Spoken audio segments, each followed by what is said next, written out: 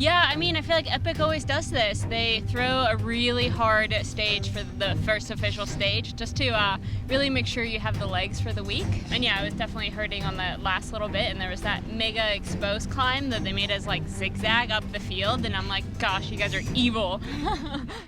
In the pre-dawn gloom, the riders prepared for the first big day of the 2025 Absa Cape Epic, knowing a massive challenge lay ahead. The old adage is that the race cannot be won on the prologue, but it can be lost, so it is always approached with slight trepidation. Stage 1 is when the event gets underway properly with its first mass starts and marathon route, which is filled with brutal climbs and a sawtooth profile. The prologue had set the tone for the UCI men's race, laying the scene for Stage 1's battles. A slightly off-colour performance by Keegan Swenson put the outright Toyota Songo team on the back foot. The American and Matt Beers ceded 2 minutes and 33 seconds to the prologue winners. ORBEA Leatt Speed Company also found themselves a touch further behind in 6th after the opening time trial. But Georg and Lukas Baum were more circumspect coming into the race, so they were generally happy with their efforts, limiting their losses to 90 seconds. Mark Pritson and Wessel Buerter were slightly surprising performers. The Honeycomb 226ers pair were third fastest on the first day. The battle for stage honours was fought out by the cross-country specialists, as SCOTT-SRAM MTB went head-to-head with WILIER-VITTORIA. Nino, Schurter and Filippo Colombo were on a par with their Italian rivals through every time check, until the finish line, where they were 20 seconds off the winner's pace. Luca, Braidot and Simone Avondetto were hardly surprising winners. The only team to dip below the hour mark, they showed the speed which made them among the world's best XCO racers in 2024. But the Absa Cape Epic is significantly longer than a 90-minute World Cup race. Braidot and Avondetto would wear the first yellow jerseys after their first day on the Absa Cape Epic. They took a handy lead into Stage 1. Other men who would be happy with their prologue efforts were the Mitok NZ cycling project, Topado Kenda FSA 2 and Topado Singer teams. In the UCI women's race, there had been concerns that Annika Langvad and Sofia Villafane would dominate the race from the gun. But that was not the case, as the rest of the field were highly motivated to take the battle to the Toyota Specialized pair. Bianca Hoare and Hayley Preen, as well as Monica Calderon and Tessa Corticas, put in strong rides, though they were battling for 4th and 5th. Viero and Alexis Skarda were third fastest on the day. The efficient Infiniti SCB SRAM combination put together a fast prologue by working together efficiently. Their performance bodes well for the 2023 winner and her American marathon champion teammate. E4 Chemchamp produced the ride of the day. Marga Moschetti and Samara Shepherd might have been making their debuts as a team, but they raced together like they'd been partners for years. This allowed them to pace their efforts to perfection. While Langvad and Villafane started like a runaway train, they were then forced to slow in the second half of the course.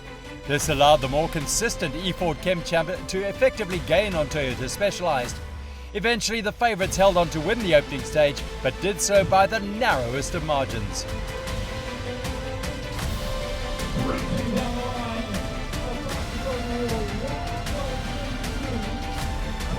Toyota Specialized took the first orange jerseys, but their winning margin was just 3 seconds.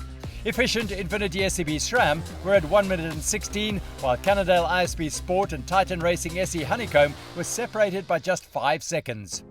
The first marathon stage was clearly a tough one. Even on paper it looked hard. Backloaded with climbing, a relatively benign start gave way to a brutal second half after Water Point 2 at Annabula. The first King and Queen of the Mountain hotspot of the race was located near 60 kilometers in on the Rhino climb. A double ascent inside the final 10 kilometers either side of the Bloemendale single track had the look of a decisive feature.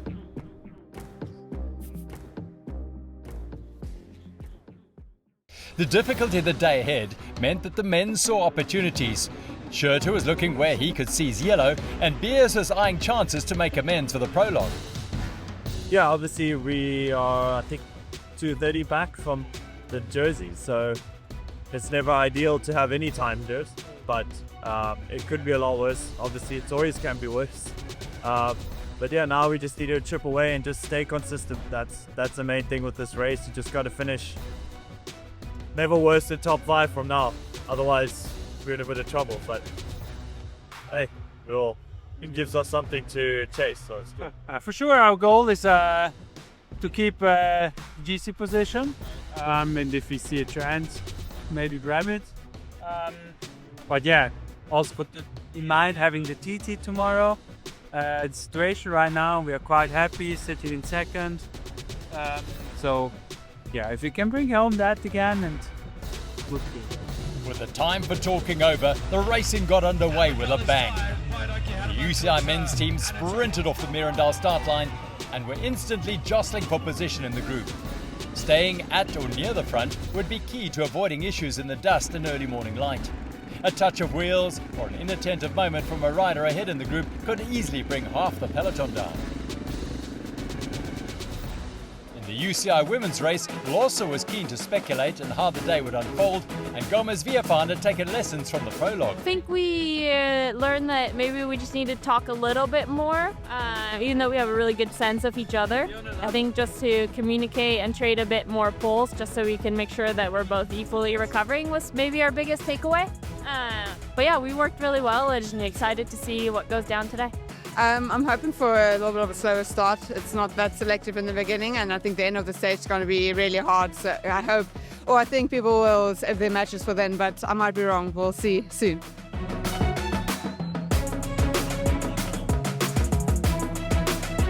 Losa's prediction of a steady start came to fruition. The strong wind contributed to the reticence of the UCI women to force the tempo. No one team was keen to burn matches right off the start line and give their rivals a free ride. Therefore, the group remained together, initially at least. The UCI men raced into the Mirandal Vineyard roads with maximum aggression. Ibuko Kemchamp were on the offensive, until Marco Hubert punctured and needed a wheel from his support team rider Lukas. The peloton charged on, and Hubert had to work hard to catch back up on the slopes of the Rondebosieberg. A feat he managed as the sun cleared the horizon and started to warm the landscape to match the heat of the racing. The descents were raced even faster, and it was no surprise that riders hit the deck. Crashes and punctures separated teammates from each other.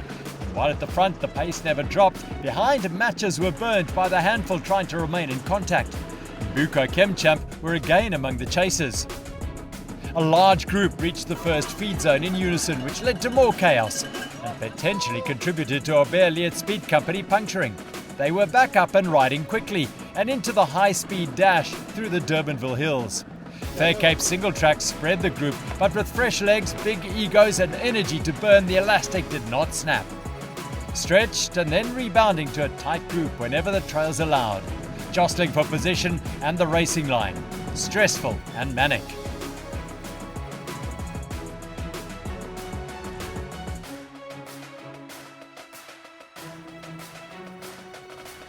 When the climbing began in earnest, Joubert and Tristan Nokia were setting the tempo. Britson, Baum and Egger were equally eager to push on and use the terrain to rid themselves of rivals. Sadly for the Honeycomb 226's team, Buerta was not able to follow his partner's attack. ORBEA Leatt Speed Company were perfectly synchronized, as were Schurter and Colombo and the men in yellow, WILIER-VITTORIA.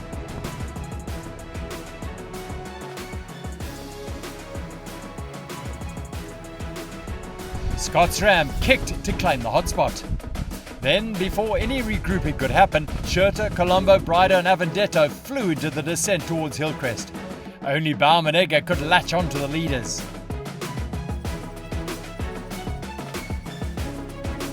Behind, a snaking group of chasers was attempting to match Schurter and company on the fast and flowing single-track descent. Knowing that their group should by rights be slower, the leader pushed on at near dangerous speeds. The Bulls Media e-bike following Hubert had a front row seat to the show as the Ibuko Kemchamp rider actively recovered while descending at the back of the group.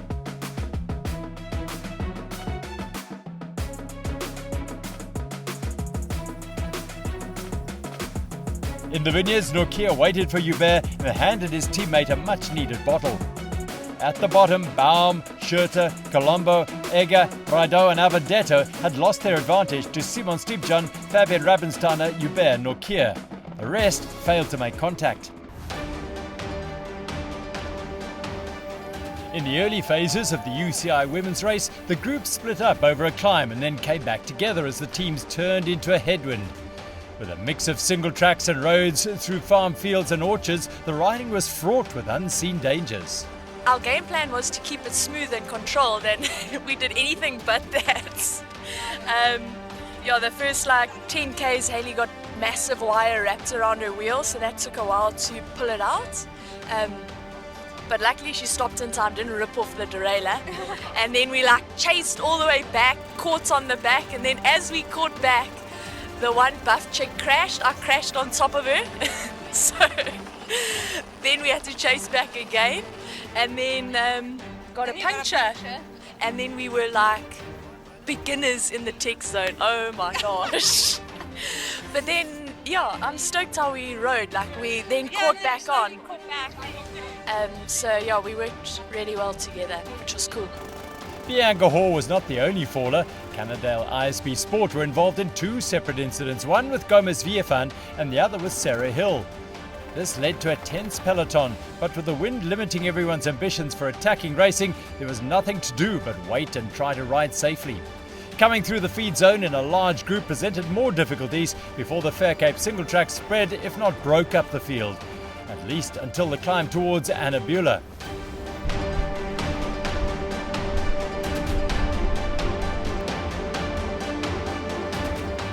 When the course kicked up, the women in orange were able to exert their superior power and rapidly create a small gap. Langvad and Gomez Villafane then went to work extending that advantage. Behind them there was more drama as Buff Megamo's Rosa van Doorn and Janine Wurst punctured, then struggled to repair it.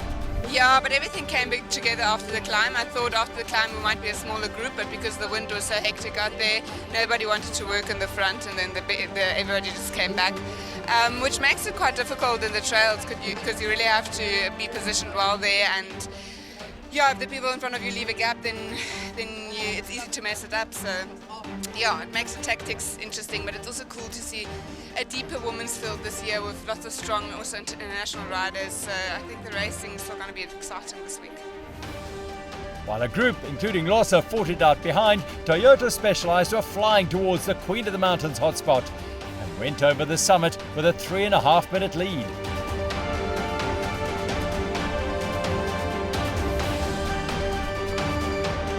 Lossa and Skarda were next over the top, followed by Moschetti and Shepherd. Then Hall and Breen, who were climbing well. On the descent which followed, Toyota Specialized had the trail to themselves.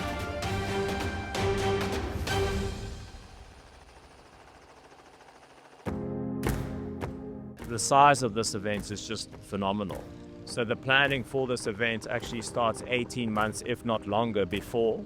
I mean, for those who understand, we need 10 hectares of space to build our race village. That's 20 soccer fields. We've got 725 teams that ride this event. We've got close to 1,000 tents that are looking after riders. Then on top of that, we've got all the crew that are accommodated on site. So you've got 500 to 600 tents there. There's close to 100 marshals that we have out en route that help us manage the flow of the riders, that they are always safe against any outside elements such as cars, traffic, etc. And we know that with food, riders need to refuel. That's a key element of getting through this event. Gem Catering that have come on board, this is their second year, they're really doing a remarkable job. And they are working non-stop to actually cook all those elements, bake bread, all of that stuff fresh on site so that the riders get the best quality food possible. It's an entourage that's moving these elements all around. And then we've also got all the activations of all our partners. We've got a race hospital that's on site, that's got an emergency ICU, so we can actually cater for any emergency case right here in the race village before we do need to take them to hospital if that's the case. It's incredible to see the behind the scenes. You've got a live studio off site, you've got a studio that's on site, you've got over 150 media that are working in a media center that are delivering news across the world. And that's important for us because we are proud of what we do and we want to showcase the world this incredible show that we put on. And the media are helping us achieve that. And through that, it also builds demand for the series. The beauty of this event, what we've seen is year on year, it's growing from a spectator point, and that's important to us because that's one, the legacy we want to leave behind, but also we want to grow this sport. So the spectators, those kids, those people that we reach out to that come and support the riders here, that's our future clients.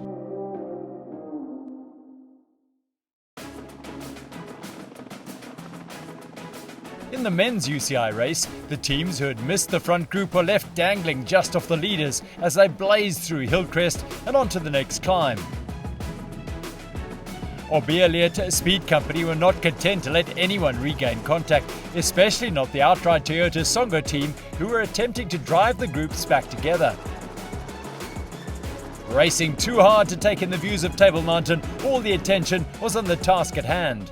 When the climb steepened, the surface became rougher too. Over the summit, Nokia was forced to sit up as Hubert had missed the split Egrid Baum had caused. Dropping back into the trails, the Toyota Tough segment awaited. There, Schurter put on a complimentary skills clinic.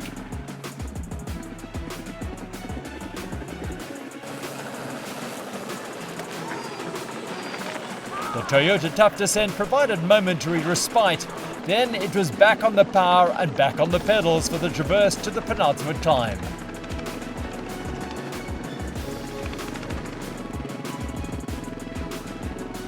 Before the climb could kick up, Topado Singer of Ravensteiner and Steve Judd managed to ride their way back into contention for a stage victory by joining the leaders. Hubert and Buerta were slipping further back.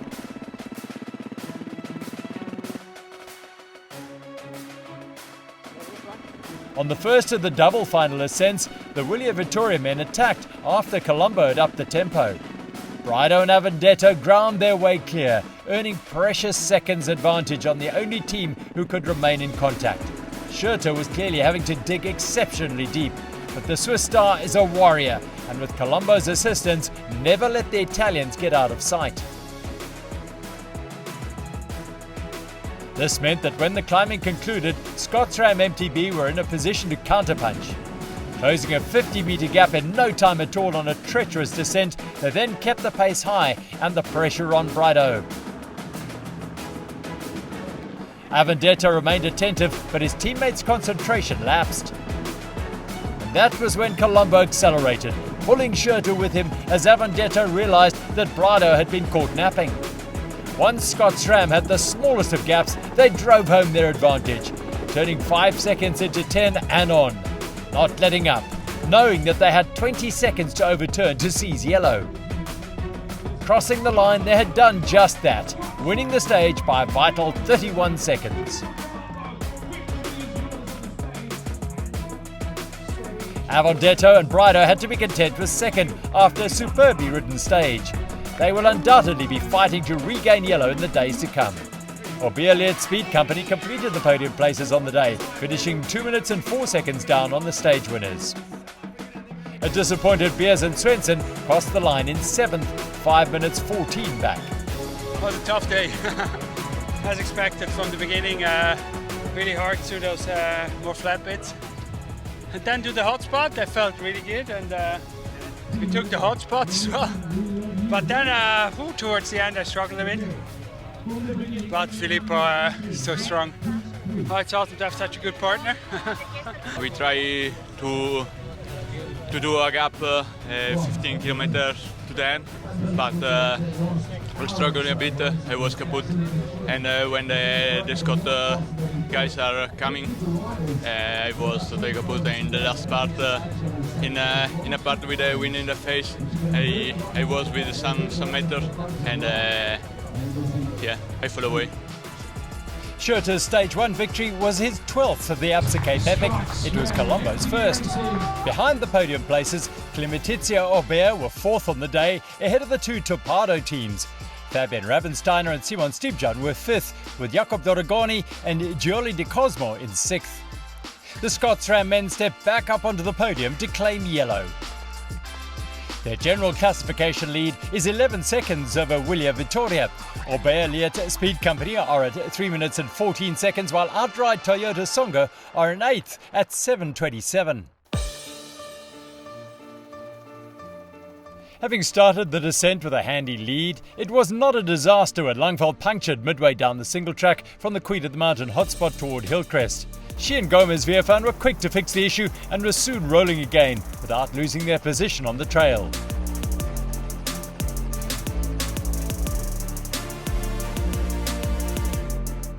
In second, Luca and Skarda were clear of third, but not catching the leaders.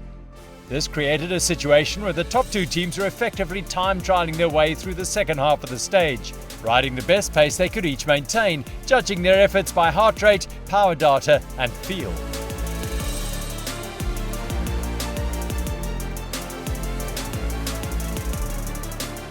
Buff Megamo had recovered from their puncture and had passed E4 ChemChamp as well as the Cannondale ISB Sport teams on the trails.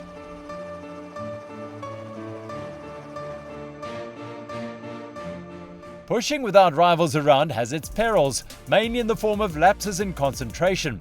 Fortunately, Luca did herself no damage when she hit the deck. Buff Megamo could not capitalise, but Toyota Specialized edged further away. It was a brutal climb. We managed to pace ourselves nicely, so that part was good. I mean, this race, you always say, like, you know, it throws everything at you when you don't expect it, and we had like a crash, a flat tire out there today, but you know, you need to like tick those off because nobody gets through this race like in a totally smooth way. So we definitely got our share out there today, and you know, there's a lot of positive to take away from this because we could still win the stage. So I'm actually very happy and very proud of my partner. She was a rock out there. It was not a nice crash. Like I said, my goal for this week is to ride myself into it because you know, being away from the sport for 5 years, working in a dental clinic, becoming a mom, I need to adjust to this again. I mean, I'm excited to be here and I'm having a good time. So yeah, I'm excited for this week.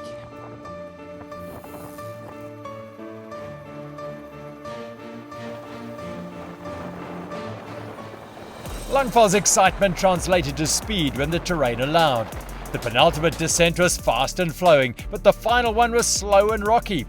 Then the long, false flat run across the farms took the women in orange back into Mirandal Wine Estate. Passing tortuously close to the finish line, they earned a sneak peek of the hero's welcome which awaited them, then climbed one last time before the final turn for home. Crossing the finish line, they'd stamped their authority on the 2025 Absa Cape Epic. Where the Prologue had been a close-run affair, Stage 1 proved more in line with what fans had expected from the Langvad Gomez Villafane super team.